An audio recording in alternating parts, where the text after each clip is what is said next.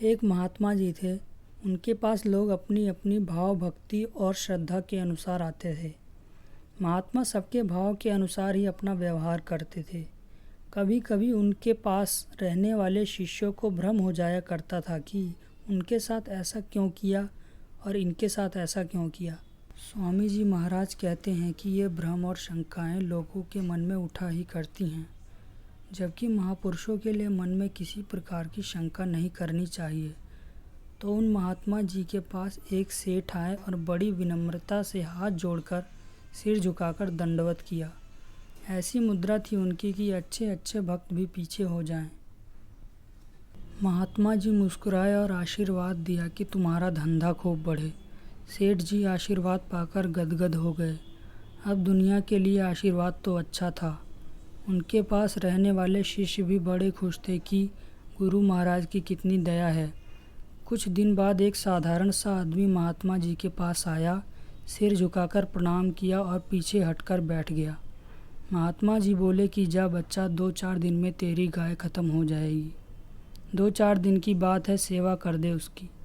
वह चुपचाप चला गया।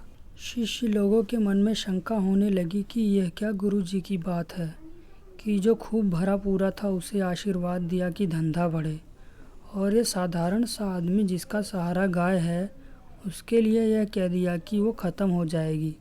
ये कैसी दया है। गुरु हर मन के भाव को समझते हैं, उनसे कोई पर्दा नहीं है। हम अपनी अज्ञानता में समझते हैं कि उन्हें क्या मालूम होगा। तो महात्मा जी ने सबके मन के भाव को समझा।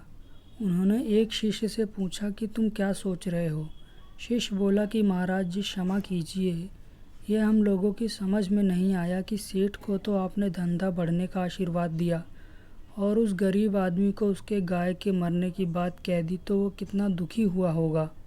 महात्मा जी हंसे और बोले कि तुमने देखा कि सेठ ने कितना झुककर और कैसे भाव से दंडवत किया, जैसे कि वह हमारा बहुत बड़ा भक्त है। लेकिन उसके मन में यही था कि हमारा व्यापार बढ़े, तो मैंने उसे उसके मन का आशीर्वाद दे दिया। उसे परमार्थ तो चाहिए नहीं था, मैं अपना समय क्यों बर्बाद करता। जो दूसरा आदमी आया वो चुपचाप अपनी साधना करता है, उसके कोई है नहीं। उसने एक गाय पाल रखी थी पहले से। अब उसकी इच्छा होती है कि जो समय गाय की सेवा में जाता है उसे मैं अपनी साधना में लगा सकता हूँ। अगर कोई ये मेरी गाय ले ले, इसी भावना को लेकर वह आया था। तो मैंने सोचा कि इतने दिन सेवा की है, 2-4 दिन की और श्वासें गाय की बची हैं, तो क्या कोई लेगा। इसलिए कह दिया कि 2-4 दिन और सेवा कर ले। शिष्य लोग चुप हो गए, उनकी शंकाओं का निराकरण हो गया। इसी प्रकार स्वामी जी की वाणियों को सुनने के लिए चैनल को सब्सक्राइब करना ना भूलें। और हाँ, अगर आपको ये वीडियो अच्छी लगी हो तो लाइक कमेंट अवश्य करें। जय गुरुदेव।